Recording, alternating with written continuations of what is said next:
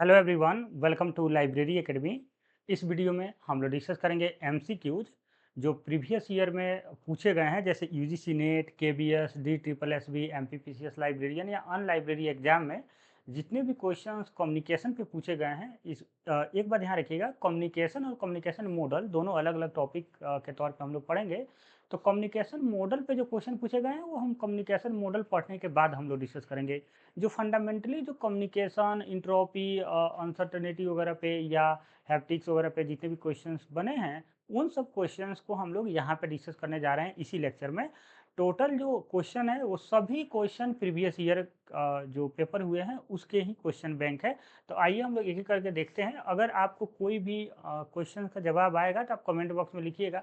अगर आप मतलब लाइव नहीं देख रहे हैं तो आप क्या कीजिए, कोई भी क्वेश्चन पढ़ रहे हैं आप, तो अपने अंडरस्टैंडिंग डेवलप करने के लिए चाहे आपको कितना करेक्ट हो रहा है, आप एक पेज लेकर वहाँ पे आंसर लिखते रहिएगा और लास्ट में देखिएगा कि आपका कितना आंसर सही होता है। जो आपने प्रीवियस 2 लेक्चर पढ़ा है थ्योरी, उसके आधार पे आपको कितना इम्प्रूवमेंट हुआ है, इससे आपको एक आइडिया लगेगा और आपको कितना रिवीजन की ज़रूरत है। अपने अपने आप को सेल्फ इवोल्यूशन करना बहुत ज़रूरी होता है प्रिपरेशन में, क्योंकि कंपटीशन बहुत हाई रहता है आजकल हर जगह। तो इसलिए सेल्फ एवोल्यूशन के साथ हमें आगे बढ़ना होता है।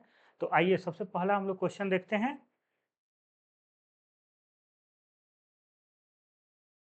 ठीक है, फर्स्ट क्वेश्चन है कि कम्युनिकेशन इज अ, मतलब कि कम्युनिक आपसे पूछा गया है कि संचार एक क्या है। द्विदिशात्मक प्रक्रिया है, एक दिशात्मक प्रक्रिया है, असतत प्रक्रिया है और परिपत्र प्रक्रिया है। यानी सर्कुलर प्रोसेस है, डिस्क्रीट प्रोसेस है, वन वे प्रोसेस है और टू वे प्रोसेस है। देखिए, अगर हम लोग कम्युनिकेशन की बात करें ना, जब आप कम्युनिकेशन मॉडल पढ़ेंगे तो वहाँ पे ना आप लीनियर कम्युनिकेशन मॉडल पढ़ेंगे, सर्कुलर कम्युनिकेशन मॉडल पढ़ेंगे। तो जब आप कम्युनिकेशन मॉडल पढ़ेंगे और ये क्वेश्चन जब आएगा ना, तो आप कंफ्यूज हो जाएंगे कि अरे टू वे मारे कि सर्कुलर मारे। ठीक, क्योंकि आप जब आपके पास ज़्यादा नॉलेज होती है तो थोड़ा बहुत कई बार ज़्यादा कन्फ्यूजन होता है। लेकिन देखिए, कम्युनिकेशन जो है ना, ये प्रॉपर जो एक फंडामेंटल कम्युनिकेशन की बात की जा रही है। तो एक पर्सन होना चाहिए जो स्पीकर हो, दूसरा पर्सन लिसनर हो। तो इसलिए 2 पर्सन तो एटलीस्ट चाहिए, इसीलिए इसको हम लोग टू वे कम्युनिकेशन के तौर पे जानते हैं। समान तौर पे अगर हम लोग कंप्यूटर की दुनिया में बात करेंगे तो हमारा कम्युनिकेशन का जो डेटा कम्युनिकेशन का मोड होता है 3 होता है। एक होता है सिंप्लेक्स, एक होता है हाफ डुप्लेक्स, तीसरा होता है फुल डुप्लेक्स। ये हम लोगों ने कंप्यूटर में पढ़ा था। तो देखिए, ये भी तो एक डेटा ट्रांसफर का ही सिंप्लेक्स होता है, SIM। ठीक। ये भी तो हम लोग डेटा ट्रांसफर की ही बात कर रहे हैं। यहाँ भी कम्युनिकेशन का मतलब क्या होता है, कम्युनिकेशन मतलब हम लोग information is transfer from transmitter to receiver, या one person to another person के बीच में जो डेटा का ट्रांसफर, इंफॉर्मेशन का ट्रांसफर हो रहा है, उसी को हम कम्युनिकेशन कहते हैं। तो यहाँ भी कंप्यूटर के टर्म में अगर देखें तो सिंप्लेक्स का एग्जाम्पल क्या था, इसका इसको कैसे हम लोग समझे थे। सिंप्लेक्स कम्युनिकेशन का मतलब होता है कि ऐसा कम्युनिकेशन जिसमें वन वे कम्युनिकेशन हो, और वन वे कम्युनिकेशन हो और जो रिसीवर है वो कुछ भी रिप्लाई नहीं दे पाए। तो यहाँ पे होता है वन वे कम्युनिकेशन। ठीक है, ये मतलब कुछ दिक्कत आ गया। ठीक है, वन वे कम्युनिकेशन ध्यान रखिएगा, वन वे कम्युनिकेशन होता है। जैसे कि रेडियो, रेडियो से क्या होता है कि सिर्फ जो रेडियो स्टेशन से जो भी प्रोग्राम प्रसारित होता है वो सिर्फ यूजर उसको सुन पाता है, लिसनर सुन पाता है रेडियो के माध्यम से। लेकिन अगर उसको किसी बात को कहना हो तो उस रेडियो के माध्यम से वो नहीं कह सकता है रेडियो स्टेशन तक। तो इसीलिए उसको बोलते हैं हम लोग सिंप्लेक्स, यानी वन वे कम्युनिकेशन। सिर्फ एक साइड से डेटा का ट्रांसमिशन होगा, दूसरे साइड से नहीं होगा। हाफ डुप्लेक्स का क्या एग्जांपल होता है कि यहाँ पे दोनों वे में कम्युनिकेशन पॉसिबल है, लेकिन एक टाइम पे एक ही साइड से डेटा ट्रांसफर होगा। अगर दोनों साइड से होगा तो इंटरफेरेंस आ जाएगा, यानी बहुत ज़्यादा नॉइज क्रिएट हो जाएगा और किसी को कोई बात समझ में नहीं आएगा। इसका एग्जांपल होता है पुलिस के पास उसको बोला ऑडी टॉकी।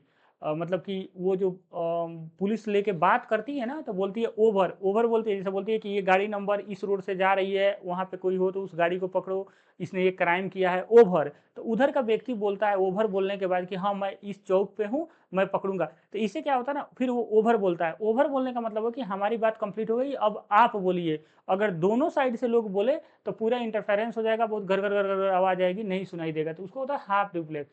फुल डुप्लेक्स में क्या होता है, एट अ टाइम पे दोनों वे से कम्युनिकेशन पॉसिबल हो पाता है, जैसे मोबाइल फ़ोन में।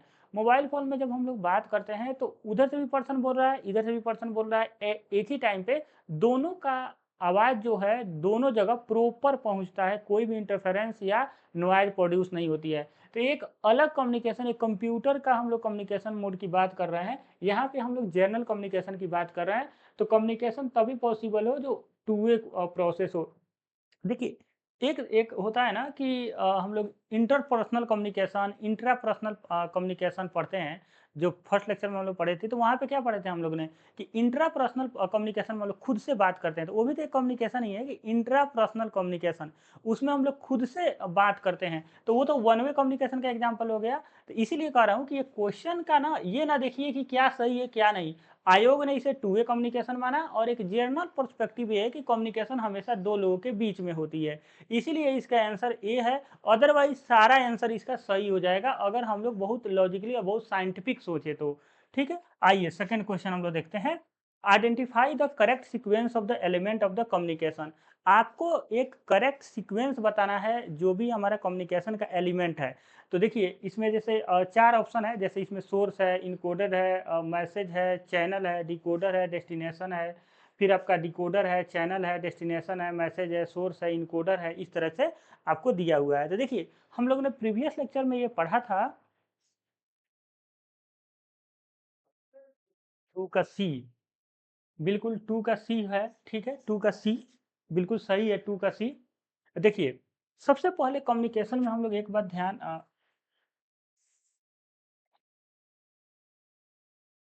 जैसे आप शेनन वेबर का मॉडल पढ़ेंगे तो वहाँ पे आपको एक कम्युनिकेशन का पिक्टोरियल मतलब पूरा ग्राफ समझ में आएगा, तो वो हम लोग मॉडल में पढ़ेंगे। अभी बात ध्यान रखिए कि कब जब भी कम्युनिकेशन शुरू होता है तो एक सोर्स होता है, जहाँ से कम्युनिकेशन स्टार्ट होता है।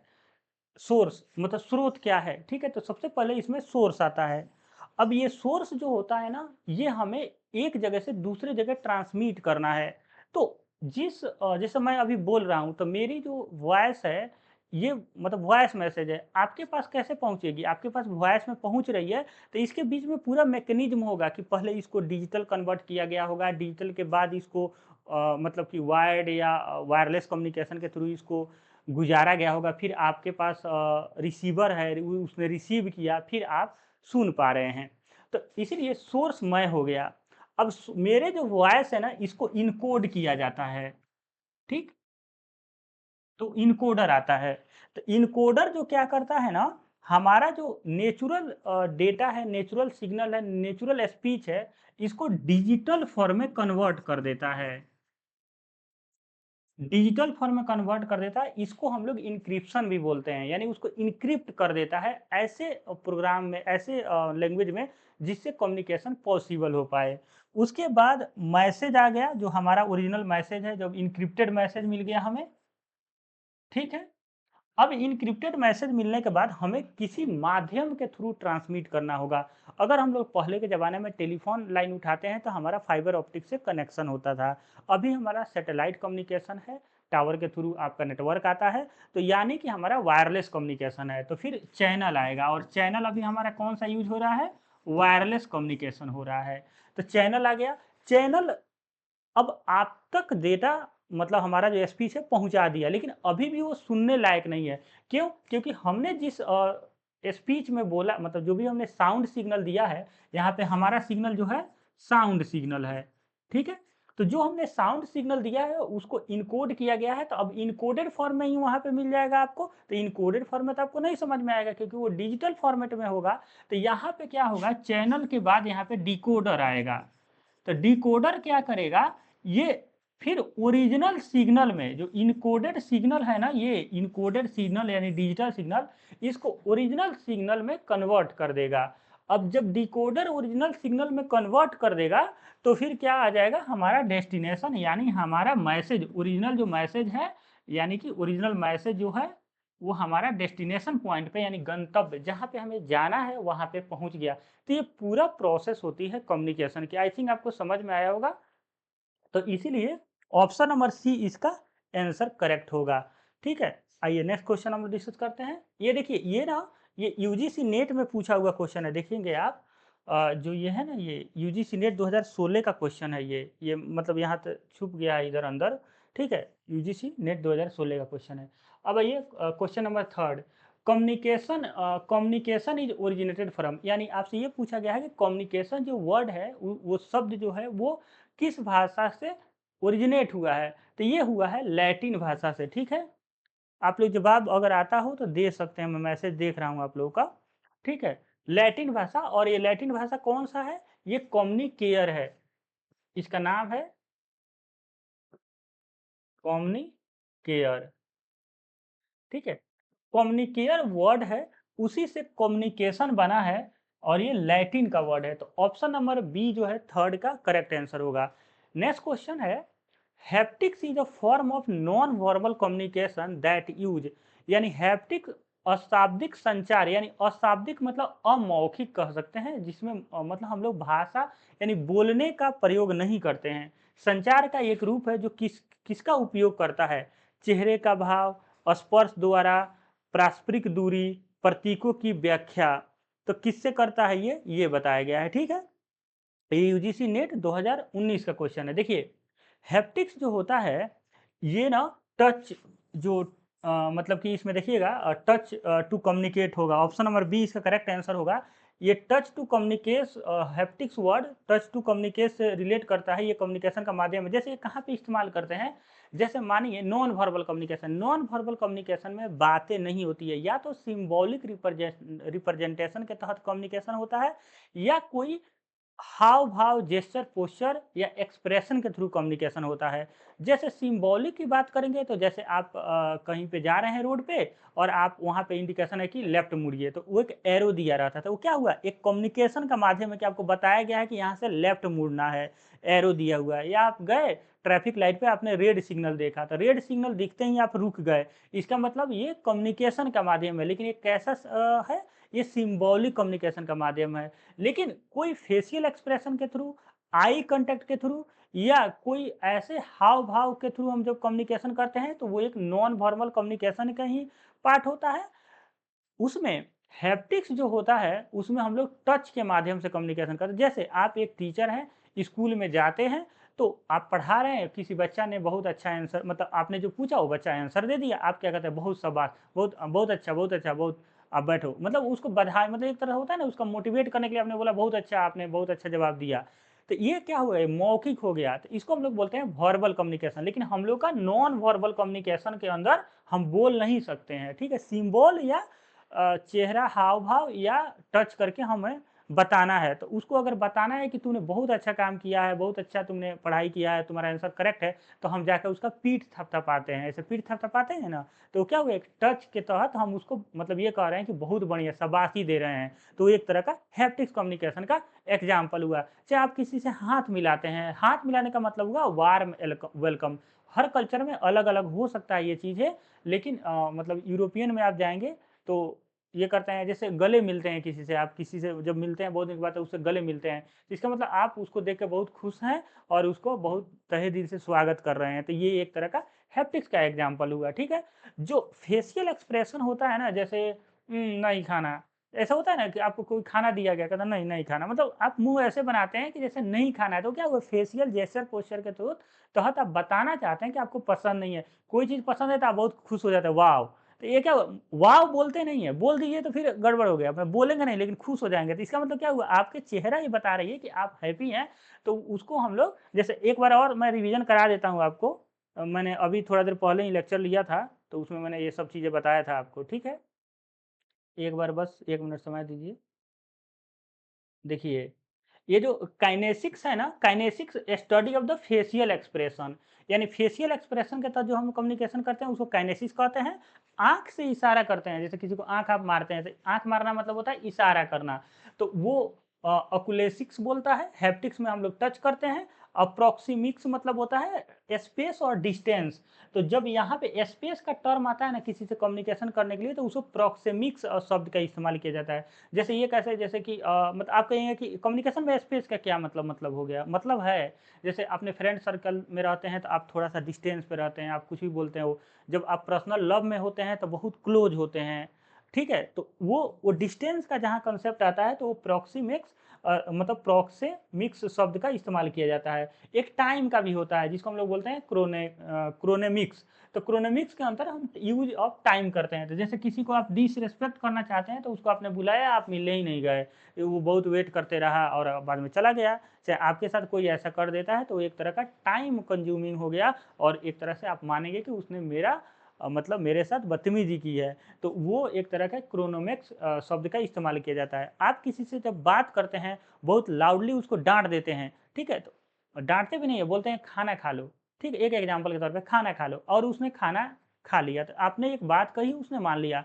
लेकिन आप जब गुस्सा में बोलते हैं ना खाना खाओ, तो इसका मतलब क्या हुआ कि आपका पीच, टोन, स्पीड, ये सब आपका यहाँ पे वैरी कर रहा है। तो उस तरह के कम्युनिकेशन को हम लोग पैरालिंग्विस्टिक कम्युनिकेशन बोलते हैं, ठीक है। तो ये सभी टर्म है जो यूजीसी नेट बहुत पूछता है, और आने वाले समय में जो लेवल 7 या लेवल 10 के एग्जाम में कोई पार्टिसिपेट कर रहा है तो वहाँ पे ये सब देखने को मिलेगा।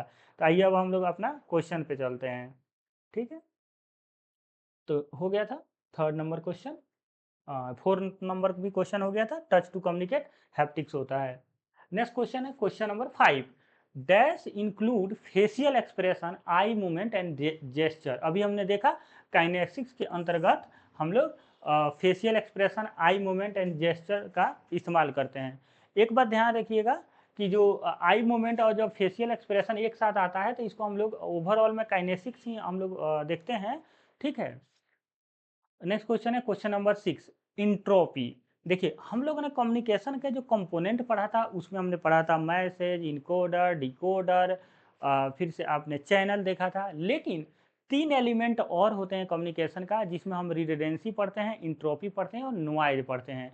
तो 3 टर्म जो ये है ना, 3 टर्म जिसे हम रिडंडेंसी, रिडंडेंसी मतलब होता है रिपीटेशन, मतलब एक्स्ट्रा जो मतलब रिपीट हो गया बहुत ज़्यादा। जैसे आपने किसी को हेलो भेजा और वो 100 बार हेलो हेलो हेलो हेलो चला जाए, तो वो क्या हुआ, रिडंडेंसी, मतलब वही मैसेज बार बार बहुत मतलब ज़्यादा है, जिससे कम्युनिकेशन प्रॉपर नहीं हो पाएगा, उसको रिडंडेंसी बोलते हैं। इंट्रोपी जो होता है ना, वो अनसर्टेनिटी को मेजर करता है। अनसर्टेनिटी मतलब अमाउंट ऑफ अनसर्टेनिटी, जैसे कि कितना मैसेज अनसर्टेन है, मतलब जो भेजा गया है उसके अलावा कितना मैसेज है। जैसे आपने राम भेजा, पहुंच गया रामा, तो ए वर्ड जो है लास्ट में रामा पहुंच गया, तो ए वर्ड अनसर्टेन है, मतलब वो एक तरह का हमारा मैसेज नहीं है। उसी को ये मेजर करता है इंट्रोपी। जैसे कम्युनिकेशन जब होती है एक प्लेस से दूसरे जगह, तो उस केस में ऐसा सिचुएशन होता है कि आपने 0-1 भेजा, वहाँ पे 0-1-0 पहुँच गया। जैसे आपने भेजा 0-0 और वहाँ पहुँच गया 0-0, तो पहुँचा, इसके साथ 1 भी पहुँच गया। तब जब 1 जो ये हो गया, ये आपका अनसर मतलब एक तरह के अमाउंट ऑफ ऐसे इन्फॉर्मेशन है जो एक्स्ट्रा है। तो देखिए इसमें आपसे ये मतलब ऑप्शन पढ़िएगा, समझ में आएगा। ऐसा माप जिसे सूचना की लंबाई में विभाजित करके सामान्यीकृत नहीं किया जा सकता, यानी measure cannot be normalise by dividing its in information length. ये यूजीसी नेट 2017 का क्वेश्चन है, ठीक है। नेक्स्ट है कि ये तो नहीं होगा, क्योंकि ये नॉर्मलाइज हम लोग कर सकते हैं इसको, मतलब ऐसा नहीं है कैन नॉट नहीं होगा। नेक्स्ट क्वेश्चन है मेजर ऑफ अनप्रिडिक्टेबिलिटी। बिल्कुल ये जो हम बोल रहे हैं ना, uncertainty, unpredictability of the state और equivalent of its average information content, यानी किसी अवस्था की अनिश्चितता या उसके औसत सूचना सामग्री का माप है ये। बिल्कुल जितना हमने मैसेज भेजा है उसका मापन है, ये एक तरह का अनसर्टेनिटी को मापता है। तो बी करेक्ट है। तो बी देखिए, अच्छा 3 ऑप्शन है, तो बी यहाँ पे भी है, बी यहाँ पे भी है, बी यहाँ पे भी है, ठीक है। नेक्स्ट है average amount of information produce by probabilistic stochastic source of data, यानी कि मतलब एक तरह का एवरेज अमाउंट है इंफॉर्मेशन का। बिल्कुल सही है कि इसको एवरेज अमाउंट ऑफ बोला जाता है, तो सी भी करेक्ट आंसर होगा। और डी विविधता को नापता है, बिल्कुल ये भी मेजर करता है, डाइवर्सिटी को भी मापता है ये एंट्रोपी, कि कितना हमने जो मैसेज भेजा है उसमें कितना विविधता आई है, कितने अलग अलग तरीके से है। तो इसलिए डी भी करेक्ट है, तो यानी बी सी डी, तो बी सी डी आपका डी नंबर ऑप्शन में करेक्ट है, तो ये सही होगा। 5 का बी, हाँ बिल्कुल 5 का बी था, ये 6 है। चलिए नेक्स्ट क्वेश्चन।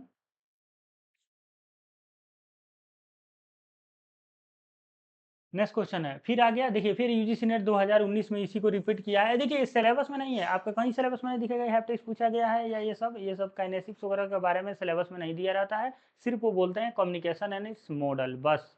ठीक है, ये हम लोग का अपना अंडरस्टैंडिंग है कि हम लोग पढ़ाते हैं कि क्या पूछा जाता है। नेक्स्ट क्वेश्चन है question number 7, haptics is a form of non verbal communication that usage, वही है टच टू कम्युनिकेट, मतलब अलग अलग एग्जाम में वही लैंग्वेज का इस्तेमाल किया गया है। नेक्स्ट है काइनेसिस कम्युनिकेशन मीन्स क्या है, तो देखिए काइनेसिस जब आया तो इसमें facial expression and eye movement आ जाता है, तो क्वेश्चन नंबर 8 का ऑप्शन नंबर डी यहाँ पे करेक्ट आंसर हो जाएगा।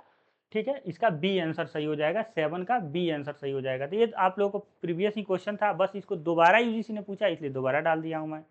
नेक्स्ट क्वेश्चन है, आपको मैचिंग करना है, जैसे जितने भी कम्युनिकेशन हम लोगों ने पढ़ा था, जैसे प्रॉक्सिमिक्स कम्युनिकेशन, हैप्टिक्स और काइनेसिक्स, आइकोनिक्स, देखिए एक और आ गया कम्युनिकेशन, तो उसको आपको इधर मैच करना है, तो मैच कर लीजिएगा आराम से। देखिए हैप्टिक्स मतलब टच होता है, टच कम्युनिकेशन, तो use of touch to communicate, तो ए का बी का 1 हो जाएगा, तो बी का 1 पक्का हो जाएगा। अब देखिए इसमें ऐसा है ना कि ये ए है, ये बी है, ये सी है, ये डी है, इस तरह से मैचिंग है, तो एक हमारा बी का 1 हो जाएगा। तो बी का 1 देखिए कहाँ पे है, यहाँ पे है बी का 1, बी का 1 यहीं पे है, डी में ही है, सिर्फ डी में ही है, तो यही आंसर सही हो जाएगा। लेकिन हम लोग देख लेते हैं कि इसका क्या होगा। काइनेसिस मतलब फेशियल एक्सप्रेशन वगैरह होता है, जेस्चर, आई मूवमेंट वगैरह, तो ए का 3 हो जाएगा, तो ए का 3 है यहाँ पे। फिर आ जाता है प्रॉक्सिमिक्स, तो प्रॉक्सिमिक्स में हमने मतलब ये देखा था कि जो स्पेस है उसका कंसेप्ट आया था, पर्सनल स्पेस। जैसे मैंने आपको बताया था कि लव में व्यक्ति बहुत क्लोज होता है, दोस्तों में थोड़ा सा दूरी पे बात करता है ना, नेता और दूर बात करते हैं कि जूता चप्पल ना चल जाए उन पे। ठीक है, तो इस बात से नेता डरते हैं, तो ठीक है, तो उसको बोलते हैं हम लोग प्रॉक्सिमिक्स। ठीक है, आइकोनिक्स जो एक बच गया, वो एक इंटरप्रिटेशन ऑफ सिम्बोलिज्म, सिम्बोल का प्रतीक व्याख्यान को ये डिफाइन करता है, यानी आइकोनिक्स, देख रहे हैं आइकोनिक्स, आइकोनिक्स मतलब होता है आइकन व्यक्ति, प्रतीकात्मक व्यक्ति होता है, मतलब जो एक प्रतीक के रूप में व्यक्ति हो, तो वहीं प्रतीक के थ्रू जो कम्युनिकेशन हो रहा है, सिंबल के थ्रू कम्युनिकेशन हो रहा है, उसी को हम लोग आइकोनिक्स एक तरह के बोलते हैं। तो ये समझ में आ गया होगा। चलिए नेक्स्ट क्वेश्चन, किसी अगर कोई क्वेश्चन नहीं समझ में आया तो आप पूछ सकते हैं, फिर मैं आपको समझा भी दूंगा। 9 का डी बिल्कुल विराट सही है, विराट बहुत दिन के बाद दिखे हैं। नेक्स्ट क्वेश्चन है question number 10, which of the following can be consider as a formal channel of communication. अब देखिए फॉर्मल चैनल बोल रहा है, इनफॉर्मल में क्या होता है ना, जैसे गॉसिप होता है, जो हम लोग आपस में बात करते हैं, स्टूडेंट होते हैं, जो इनफॉर्मल कहलाता है। फॉर्मल में प्रॉपर लेटर के through, proper communication, proper book के थ्रू, मतलब एक माध्यम होता है जो प्रॉपर चैनल के थ्रू फॉर्मल कम्युनिकेशन किया जाता है। तो इसमें देखिए क्या ऑप्शन करेक्ट आ रहा है, देखिए book, periodical, conference proceeding, research report, correspondence book, short communication, journal, email, thesis, conversation, electronic journal, research report, ये DSSB में क्वेश्चन पूछा गया है। देखिए क्या है कि इसमें ना आपको लगेगा कि कौन सा आंसर होगा, कन्फ्यूजन हो जाएगा कि फॉर्मल कम्युनिकेशन में, देखिए जो कन्वर्सेशन है ना यहाँ वर्ड, देखिए ये ना मतलब ऐसा नहीं है कि ये एक तरह का फॉर्मल होगा, हो सकता है दो दोस्तों में कन्वर्सेशन हो, उसका कोई मतलब ना हो, तो ये एक तरह का इनफॉर्मल कम्युनिकेशन है, इसलिए डी वाला गलत हो जाएगा। अब आइए शॉर्ट कम्युनिकेशन, जर्नल, ईमेल और थेसिस, तो देखिए जर्नल, ईमेल और थेसिस तो एक तरह का फॉर्मल जैसे दिखेगा आपको, लेकिन शॉर्ट कम्युनिकेशन बिल्कुल नहीं होगा। शॉर्ट कम्युनिकेशन मतलब आपने एक लाइन में मैसेज किया आओ जाओ ये सब, तो ये भी आंसर नहीं होगा। रिसर्च रिपोर्ट, कोरस्पोंडेंस, यहाँ पे कोरस्पोंडेंस शब्द ठीक नहीं है, तो इसलिए ये भी गलत आंसर हो गया, तो ए वाला करेक्ट हो जाएगा। ठीक है, next question, what is called the process of sending information from one person to the other, यानी कि एक व्यक्ति से दूसरे तक भेजने की प्रक्रिया क्या कहलाती है। मतलब कि अगर हम इंफॉर्मेशन भेजना चाहते हैं, सूचना भेजने की प्रक्रिया को क्या कहते हैं, कम्युनिकेशन कहते हैं, डेसिमेशन कहते हैं, एक्सचेंज कहते हैं, ट्रांसमिशन कहते हैं।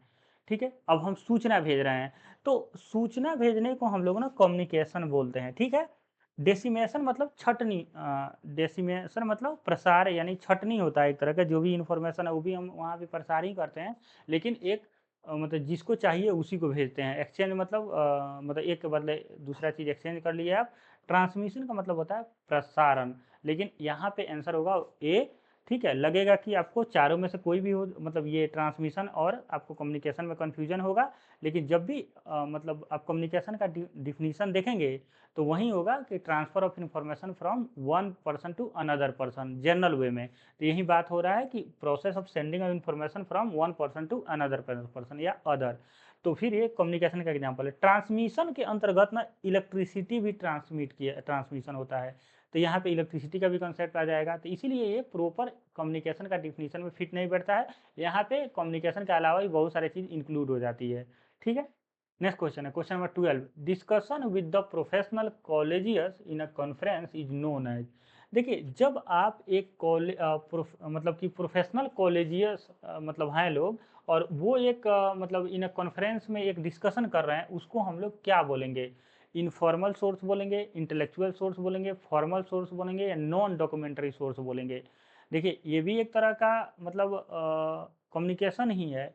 लेकिन देखिए, एक बात आप ध्यान रखिएगा, यहाँ पे कॉन्फ्रेंस में बैठे हुए हैं, ठीक है? लेकिन वो प्रोफेशनल कॉलेजियस हैं, मतलब होता है ना, प्रोफेशनल हैं, कॉलेजियस हैं, लेकिन आपस में वो कम्युनिकेट कर रहे हैं एक तरह के। तो कम्युनिकेशन जब भी आपसी बात होती है, तो उस केस में इनफॉर्मल कम्युनिकेशन के अंतर्गत आता है। फॉर्मल हमेशा लिखित में, फॉर्मल हमेशा प्रॉपर चैनल के माध्यम से होता है। ये एक तरह का प्रॉपर चैनल की बात नहीं कर रहा है, ये डिस्कशन की बात कर रहा है। तो आपस में डिस्कशन किसी भी चीज़ के बारे में हो सकता है। ये ऐसा नहीं होगा कि हम साइंटिफिक ही डिस्कशन कर रहे हों। हो सकता है कि हम ऐसी बातों में डिस्कशन कर रहे हों जो कोई उसका औचित्य नहीं है। तो इसीलिए ये इनफॉर्मल यहाँ पे करेक्ट होगा। बिल्कुल 12 का ए, 12 का 13 का सी, 12 का ए नहीं होगा, फॉर्मल नहीं होगा। डिस्कशन है यहाँ पे, देखिएगा, ध्यान दीजिएगा, यही कन्फ्यूजन हो जाता है थोड़ा-थोड़ा, यही समझने वाला है। डिस्कशन हो रहा है, ठीक है? कॉन्फ्रेंस प्रोसीडिंग्स नहीं हो रही है। जैसे कॉन्फ्रेंस में ये लोग ना कॉन्फ्रेंस पेपर रिलीज़ करते तो वो फॉर्मल हो जाता, लेकिन वो डिस्कस कर रहे हैं लोग, ठीक है? नेक्स्ट क्वेश्चन है, what is the formal communication? इसमें फॉर्मल कम्युनिकेशन क्या है? Verbal mode, printed mode, oral mode, non printed mode. तो देखिए, यहाँ पे सी जो होगा ना, प्रिंटेड मोड, ये करेक्ट आंसर है आपका, बिल्कुल। और 13 का सी बिल्कुल सही है। नेक्स्ट क्वेश्चन है 14। The barrier in the communication process. देखिए, जब कम्युनिकेशन होता है तो बैरियर कई तरह से होते हैं। जैसे आपसे मैं बात कर रहा हूँ, तो हो सकता है कि आप सिर्फ इंग्लिश मीडियम के स्टूडेंट हैं, तो मेरी हिंदी भाषा आप नहीं समझ पा रहे हो, तो इसलिए लैंग्वेज बैरियर हो सकता है।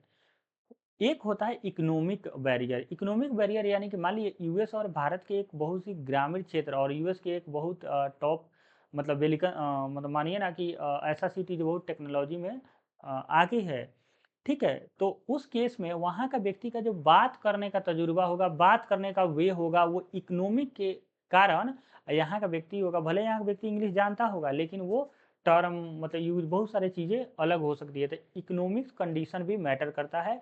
टाइम लेग यानी समय का अंतराल भी मैटर करता है। इसलिए ऑल ऑफ द एबव हो सकता है। ये कम्युनिकेशन के सभी बैरियर के रूप में काम कर सकते हैं।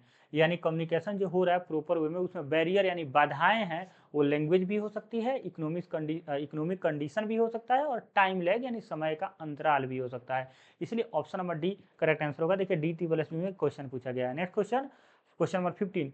विच of the following is not associated with communication process? इसमें आपसे ये पूछा गया कि इसमें कौन सा कम्युनिकेशन प्रोसेस से एसोसिएटेड नहीं है। कम्युनिकेशन प्रोसेस से जब आप गुजरते हैं तो कौन सा ऐसा टर्म है जो एसोसिएटेड नहीं है? तो 15 का क्या जवाब दे रहे हैं? डी। बिल्कुल सही है, कैटलॉग नहीं है। अगर आप हम लोगों ने अभी कम्युनिकेशन के पूरे कंपोनेंट के बारे में पढ़ा था, जिसमें मैसेज था, इनकोडर था, डिकोडर था, चैनल था, ट्रांसमीटर आता है, रिसीवर आता है, और आपका सोर्स और डेस्टिनेशन आता है। लेकिन ये आपका कैटलॉग नहीं होता है। कैटलॉग एक लाइब्रेरी का बिब्लियोग्राफिक डिस्क्रिप्शन लिखने के लिए एक कार्ड होता है, जिसका साइज 12.5 इंटू 7.5 सेंटीमीटर होता है, या इंचेज में 5 इंटू 3 इंचेज इसका साइज होता है इंच में, ठीक है। नेक्स्ट क्वेश्चन है क्वेश्चन नंबर 16। इनफॉर्मल कम्युनिकेशन, देखिए फॉर्मल नहीं की बात हो रहा है, informal communication among knowledgeable person is known as, अगर मतलब कि नॉलेजेबल पर्सन है लोग लेकिन इनफॉर्मल कम्युनिकेशन कर रहा है लोग, उसको हम लोग क्या कहते हैं? उसको विजिबल कॉलेज बोलते हैं, इंफॉर्मेशन गेट कीपर बोलते हैं, कम्युनिकेशन गेट कीपर बोलते हैं, या नॉलेज मैनेजमेंट बोलते हैं, ये आपको बताना है। तो देखिए, इसको एक टर्म दिया जाता है इनविजिबल कॉलेज। तो ये एक टर्म है, ये रंगनाथन जी ने इस टर्म को, मतलब रंगनाथन जी अपने बुक में इस टर्म का इस्तेमाल किया है, इनविजिबल कॉलेज का। इन्फॉर्मेशन इनफॉर्मल कम्युनिकेशन हो रहा है किनके बीच? नॉलेजेबल पर्सन यानी प्रोफेसर वगैरह के बीच में हो रहे हैं कम्युनिकेशन, वैसे कम्युनिकेशन को हम लोग इनविजिबल कम्युनिकेशन बोलते हैं। 16 का ये बिल्कुल सही है कोहली। नेक्स्ट क्वेश्चन है question number 17, what are the two modes of communication of information? कौन सा ऐसा दो माध्यम है, दो प्रकार हैं कम्युनिकेशन के? Formal, informal, primary, secondary, simple and operational, denudation and distillation. तो देखिए, डेनुडेशन डिस्टिलेशन तो mode of formation of subject का मेथड है। सिंपल एंड ऑपरेशनल अलग चीज हो गया। प्राइमरी एंड सेकेंडरी तो इन्फॉर्मेशन सोर्स का टाइप है, प्राइमरी, सेकेंडरी एंड टर्शियरी। तो फॉर्मल और इनफॉर्मल दो तरह का ये कम्युनिकेशन का प्रकार होता है। तो option number A correct answer होगा। आइए next question, question number 18, what to say, how to say logically and symbolically, and who should say are basic question to be consider them formulating। यानी संदेश बनाते समय क्या, कैसे, कौन, ये सब का मतलब किसमें ये ध्यान दिया जाता है, ठीक है, ये आपसे पूछा गया है। देखिए मतलब कि व्हाट टू से क्या बोलें, हाउ टू से कैसे कहें, कैसे सिंबॉलिक में, ये सब मैसेज में होता है ना, ठीक है। नेक्स्ट क्वेश्चन है question number 19, a person who receive the message is, वो पर्सन जो रिसीव मैसेज करता है, संदेश प्राप्त करने वाले को क्या बोलते हैं? रिसीवर बोलते हैं। वो व्यक्ति को हम लोग बोले रिसीवर इंड पर आता है, इसलिए उसको रिसीवर बोला जाता है। तो क्वेश्चन नंबर 19 का ऑप्शन नंबर ए करेक्ट होगा। रिसीवर ही फीडबैक भेजता है ट्रांसमीटर को कि आपका जो मैसेज है वो करेक्टली पहुंच चुका है, ठीक है। तो 19 का ऑप्शन नंबर ए बिल्कुल सही है। 18 का भी नोट में नहीं, नोट में ना हाउ टू से लॉजिकली सिंबॉलिकली नहीं, सिंबल वगैरह का यूज नहीं किया जाता है नोट में। नोट जो होता है ना जैसे कि ये नोट की बात हो रही है, जो इन ऑर्गेनाइजेशन के अंदर जो नोट्स वगैरह लिखा जाता है ना, उसमें क्या आप डिमांड कर रहे हैं उसका नोट्स लिखा जाता है, उसकी बात की जा रही है, ठीक है। नेक्स्ट क्वेश्चन है question number 20, the sending back of the knowledge about the message to the transmitter is known as. देखिए, एक यहाँ पे रिसीवर है, एक यहाँ पे चैनल है, सॉरी रिसीवर बोल रहा हूँ, ट्रांसमीटर है, यहाँ पे चैनल है, इस चैनल के थ्रू हमने रिसीवर को, ट्रांसमीटर ने चैनल के थ्रू कम्युनिकेट किया रिसीवर से। अब ये क्वेश्चन कर रहा है कि sending back of the knowledge about the message, जो मैसेज इसने भेजा उसके बारे में रिसीवर ने बैक में इसको बताया, इसी को तो हम लोग फीडबैक बोलते हैं, ठीक है। यही क्वेश्चन है, ठीक है। तो ऑप्शन नंबर बी इसका करेक्ट आंसर होगा, ठीक है, फीडबैक।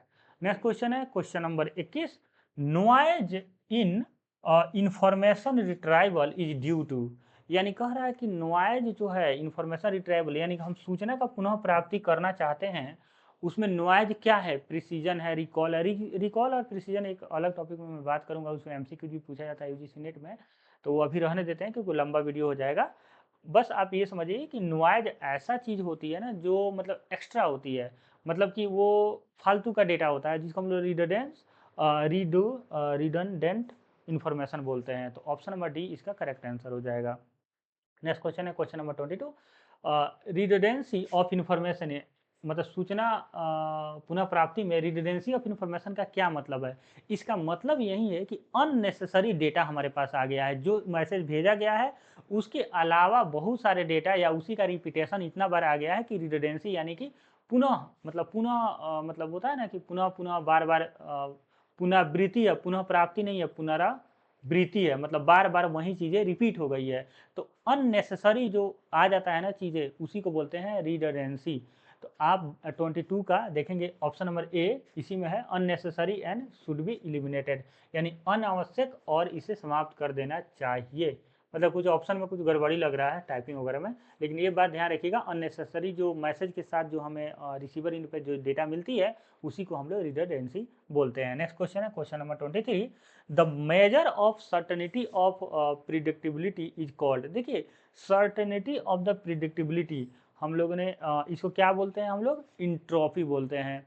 तो क्वेश्चन नंबर 23 का क्वेश्चन नंबर देखिए सॉरी, देखिए अनसर्टेनिटी जो होता है ना वो इंट्रोपी बोलते हैं, और सर्टेनिटी जो होती है ना वो आपका रिडंडेंसी होती है, कि मतलब कि सर्टेन रूप में, मतलब सर्टेन रूप में वो जो मतलब कि एरर है ना वो आ रहा है, तो उसी को बोलते हैं हम लोग रिडंडेंसी। और जो इंट्रोपी होता है ना वो अनसर्टेनिटी को होता है मेजर, क्या करता है, अनसर्टेनिटी को मेजर करता है। ठीक है, नेक्स्ट क्वेश्चन है, विच of the following not related with the communication system.